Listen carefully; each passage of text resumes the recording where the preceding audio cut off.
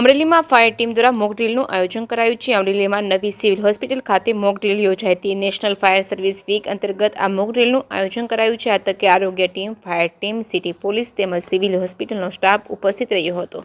આ mock drill દરમિયાન fire team દ્વારા 2 લોકોનું રેસ્ક્યુ કરવામાં આવ્યું હતું। આ મોક ડ્રીલ દરમિયાન કોઈ જાનહાની બની ન હતી। જે કેસની ગુજરાતી સાથે જૈનિક સોજિત્રા, અમરેલી। સિવિલ હોસ્પિટલ ખાતે આજરોજ 5 વાગ્યાથી કોલ આપવામાં આવેલો હતો કે સિવિલ હોસ્પિટલના પહેલા માળની અંદર ફાયરનો કોઈ ઇન્સિડન્સ બનેલો છે અને આ ઇન્સિડન્સ અંતર્ગત ફાયર ટીમને કોલ કરીને જાણ કરવામાં આવેલી હતી। ગણતરીના સમયની અંદર ફાયરની ટીમો, રેસ્ક્યુ ટીમ અને ફાયર ફાઇટિંગ ટીમ તાત્કાલિક ધોરણે ઘટનાસ્થળ પર પહોંચી હતી અને આગ પર કાબુ મેળવ્યો હતો।